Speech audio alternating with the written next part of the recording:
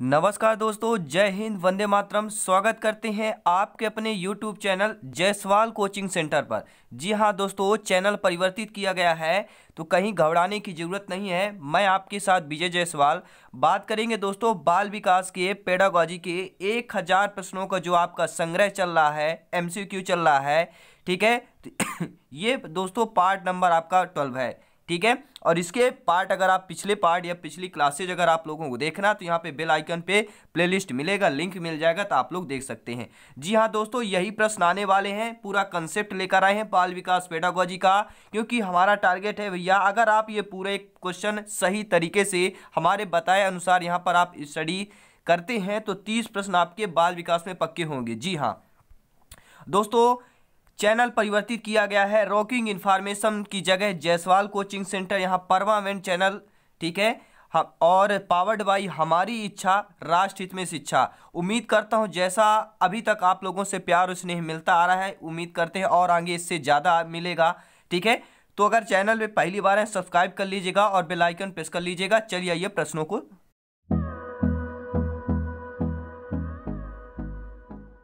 तो दोस्तों स्क्रीन पर क्वेश्चन आ चुका है। ठीक है, पिछले वीडियो का लास्ट क्वेश्चन हमने पूछा था आप लोगों से कि अनुकूलित अनुक्रिया को सहचर परिवर्तन के नियम के रूप में किसने व्यक्त किया? पावलोव ने, स्किनर ने, थॉर्नडाइक ने, वाटसन ने। तो किसने विकसित किया था? थॉर्नडाइक ने विकसित किया था। ठीक है, और आज ही इसके पहले वीडियो हमने आपके पावलोव से संबंधित पूरा डिटेल बताया है। ठीक है, पावलोव का अगर आपने पिछला वीडियो हमारा नहीं देखा है तो पावलोव का पूरा फुल कंसेप्ट आप लोगों के लिए बताया कि वहाँ से कैसे प्रश्न पूछे जाते हैं, किस टाइप से प्रश्न आते हैं। ठीक है, तो चलिए प्रश्नों का सिलसिला जारी रखते हैं। प्रश्न देखते हैं कि हार्वर्ड विश्वविद्यालय के प्रोफेसर BF स्किनर द्वारा प्रतिपादित क्रिया प्रसूत अनुबंधन के सिद्धांत का आधार कौन सा है? ठीक है, प्रभाव का नियम है, अभ्यास का नियम है, तत्परता का नियम है या सहचर परिवर्तन का नियम है? तो हार्वर्ड विश्वविद्यालय के प्रोफेसर VF स्किनर द्वारा प्रतिपादित क्रिया प्रसूत अनुबंधन के सिद्धांत का जो आधार है वह कौन सा हो जाएगा? राइट आंसर होगा प्रभाव का नियम होगा। जी हाँ दोस्तों, काफ़ी बार एग्जाम में यह भी पूछा जाता है कि BF स्किनर द्वारा जो प्रतिपादित हैं कि किस विश्वविद्यालय के प्रोफेसर रहे हैं? तो हार्वर्ड विश्वविद्यालय के प्रोफेसर रहे हैं। VF स्किनर किस विद्यालय के आपके विश्वविद्यालय के प्रोफेसर रहे हैं? तो हार्वर्ड विश्वविद्यालय के प्रोफेसर BF स्किनर रहे। याद रखिएगा, काफ़ी बार एग्जाम में पूछ लिया जाता है। ठीक है, ऐसे प्रश्न लॉजिकल हो जाते हैं और एग्जाम में आ जाते हैं। ठीक है, तो हम सारे प्रश्न को यहाँ पे कैप्चर करके चल रहे हैं। नेक्स्ट क्वेश्चन है प्यारे साथियों, यदि किसी अनुक्रिया या व्यवहार के बाद संतोष या आनंद की अनुभूति हो तो वह उस क्रिया को दोहराता है। यानी अच्छी बात है, मान लीजिए कोई भी अनुक्रिया या व्यवहार के बाद जब संतोष आनंद मिलता है, कोई भी चीज़ हम करते हैं, कोई भी अच्छी चीज़ करते हैं, सत्य मान लिए बोलते हैं, हमें आनंद अनुभव, ठीक है, आनंद की जो अनुभव होता है वो अनुभूत होता है। ठीक है, आनंद की अनुभूत होती है तो वह क्रिया को दोहराता है। ठीक है, जो हमें खुशी मिलती है वही हम चीज़ करते हैं। ठीक है, तो यदि असंतोष या दुखद अनुभव हो तो वह प्राणी उस क्रिया को रोक देता है। बिल्कुल सही बात है। तो यह किस सिद्धांत का मूल भाव है? ठीक है, अगर सही चीज़ हमारे साथ हो रही है तो अच्छी बात, हम बार बार वही करते हैं। ठीक है, अगर वहीं पर गलत चीज आती तो हम लोग क्या है उसे रोक देते हैं। तो यह किस सिद्धांत का मूल भाव होगा? शास्त्रीय अनुबंधन का, क्रिया प्रसूत अनुबंधन का, उद्दीपन अनुक्रिया का, सामाजिक अधिगम का? तो किसका भैया ये होगा मूल भाव? किस सिद्धांत का मूल भाव हो जाएगा? आपके क्रिया प्रसूत अनुबंधन का मूल भाव हो जाएगा। ठीक है, नेक्स्ट क्वेश्चन यहाँ पे देखेंगे, अगला प्रश्न है साधक अनुबंधन का सिद्धांत किसने दिया? ठीक है, बहुत अच्छा प्रश्न है। जो साधक अनुबंधन का सिद्धांत है किसने दिया था? स्किनर ने, थॉर्नडाइक ने, वाटसन ने, पावलोव ने। तो साधक अनुबंधन का सिद्धांत किसने दिया प्यारे साथियों?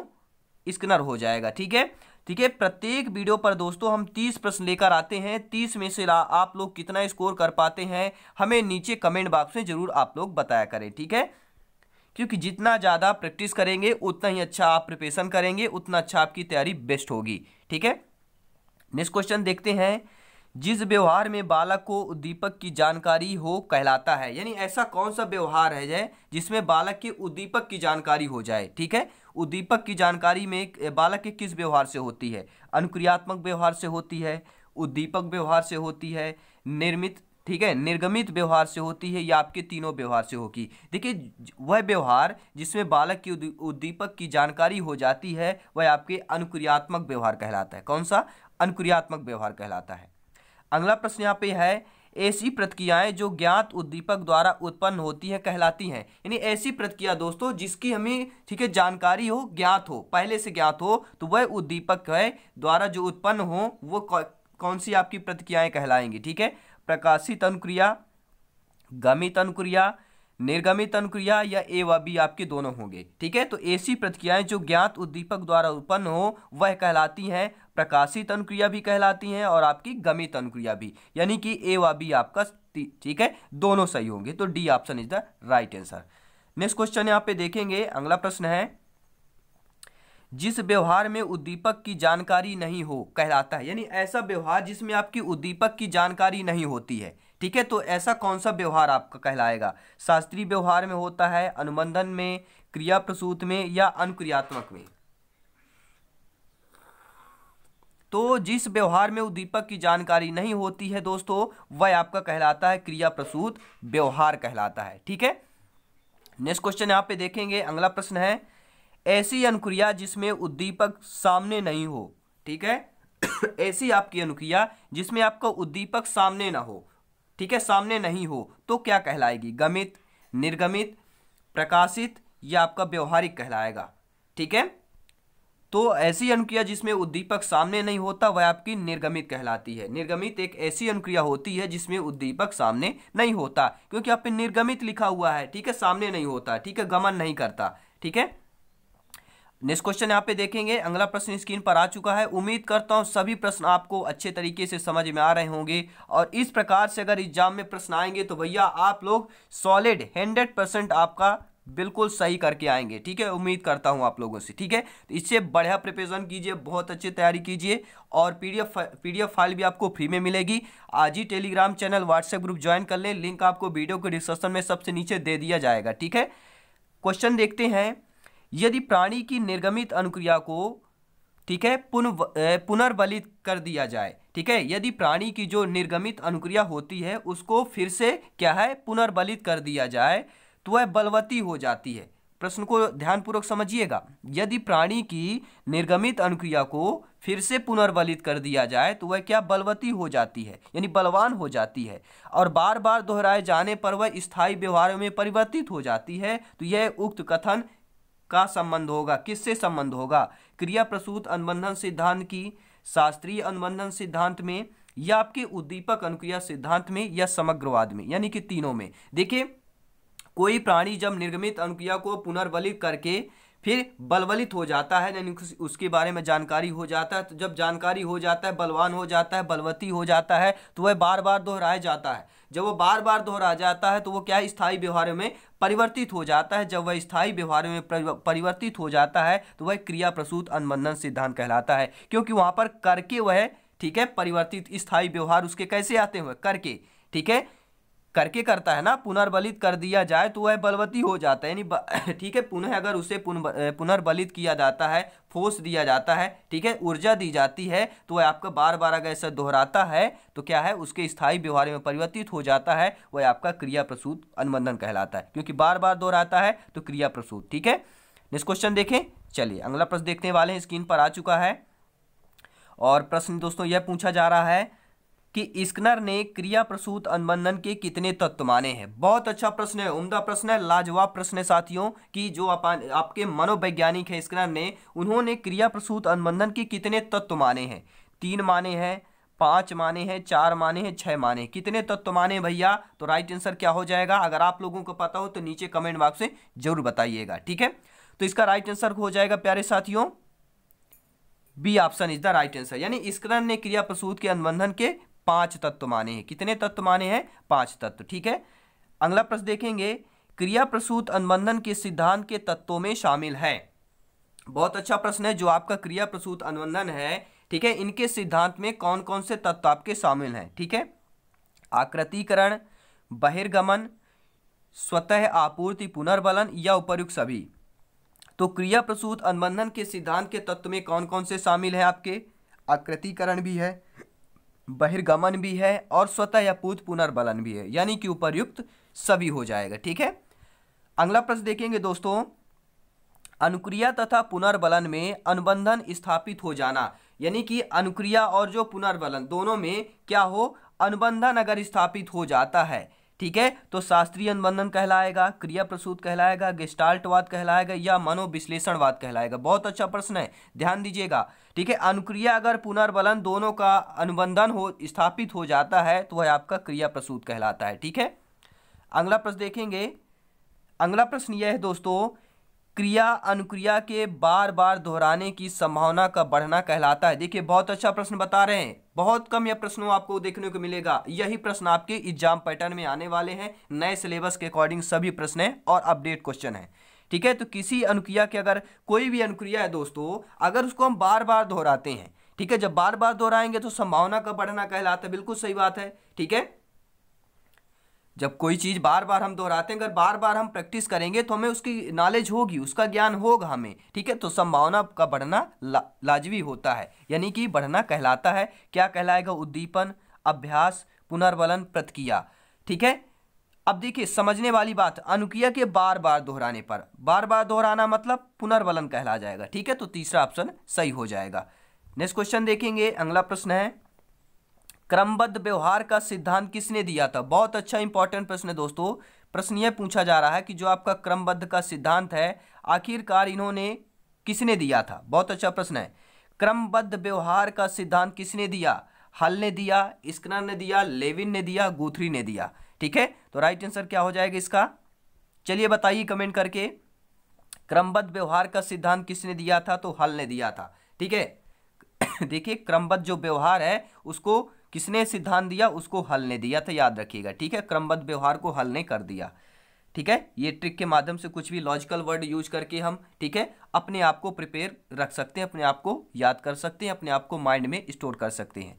अगला प्रश्न देखेंगे, सीखने का चिन्ह का सिद्धांत किसने प्रस्तुत किया था। बहुत अच्छा प्रश्न है। जो सीखने का चिन्ह है, चिन्ह का सिद्धांत, सीखना यानी लर्निंग होता है। ठीक है, तो चिन्ह का सिद्धांत किसने प्रस्तुत किया, हल ने, फ्रायड ने, वाटसन ने, टालमैन ने। तो किसने भैया, किसने, जो इसका विपरीत होगा, टालमैन ने। ठीक है, टाल दिया, टॉलमैन ने। ये याद रखिएगा, किसी भी ऐप को अगर इंस्टॉल करते हैं तो क्या करते हैं, टॉलमैन, यानी कि सीखना, इंस्टॉल करना, टॉलमैन। ठीक है, ये ट्रिक याद रखिएगा। सीखने का चिन्ह का सिद्धांत किसने प्रस्तुत किया, तो टॉलमैन ने प्रस्तुत किया था। ठीक है, अगला प्रश्न यहां पर देखेंगे, किस मनोवैज्ञानिक ने सीखने की क्रिया में उद्देश्यों को विशेष महत्व दिया। यानी ऐसे आपके कौन से मनोवैज्ञानिक हैं जिन्होंने दोस्तों सीखने की क्रिया में उद्देश्यों को विशेष महत्व दिया। यानी कोई भी चीज़ अगर सीखने की क्रिया को उसमें ज़्यादा उद्देश्य दिया है, उसमें ज़्यादा उद्देश्यों को विशेष महत्व दिया गया है, ऐसे वैज्ञानिक कौन है, गुथरी है, लेविन है, टालमैन है, वुडवर्थ हैं।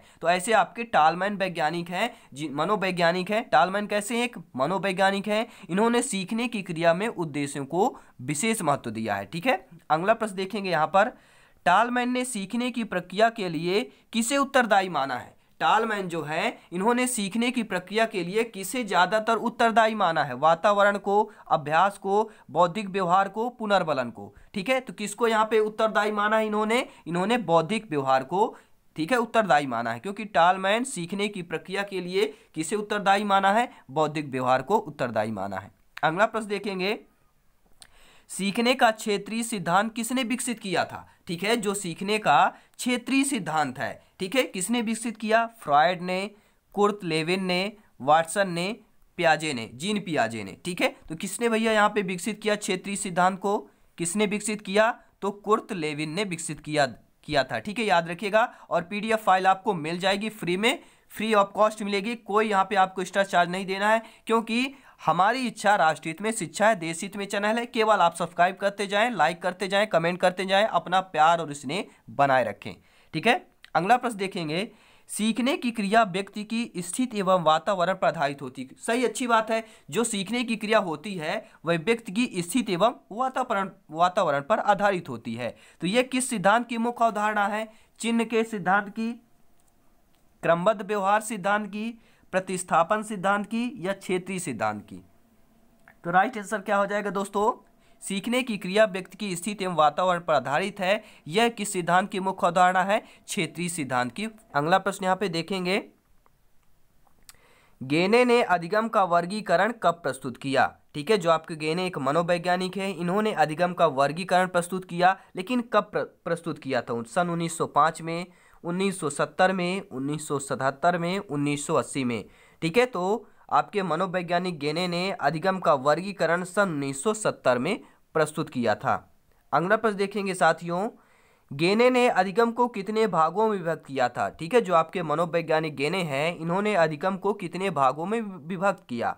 5 भागों में, 4, 8 या 9 भागों में? ठीक है, तो इन्होंने 8 भागों में विभक्त किया था। ठीक है, सभी मनोवैज्ञानिक के अपने अपने अधिगम है, अपने अपने अधिगम के भागों में विभक्त किया, तो ये याद रखना बहुत ही इंपॉर्टेंट है साथियों। ठीक है, ये कौन से मनोवैज्ञानिक ने अपने अधिगम को कितने भागों में, ठीक है, परिवर्तित किया है। ठीक है, या अपने कितने भागों में या कितने प्रकारों पर यहाँ पर परिवर्तित किया है या बांटा है। ठीक है, जैसे यहाँ पे विभक्त किया है। ठीक है, अगला प्रश्न देखेंगे, निम्नलिखित में से किसे गेने ने अधिगम का प्रकार माना है? ठीक है, अब यहाँ पे ऑप्शन दिया गया है, इन्होंने गेने में अधिगम का प्रकार मान लिया है। संकेत अधिगम को, समस्या समाधान अधिगम को, उद्दीपक अनुक्रिया अधिगम को, या उपर्युक्त सभी को।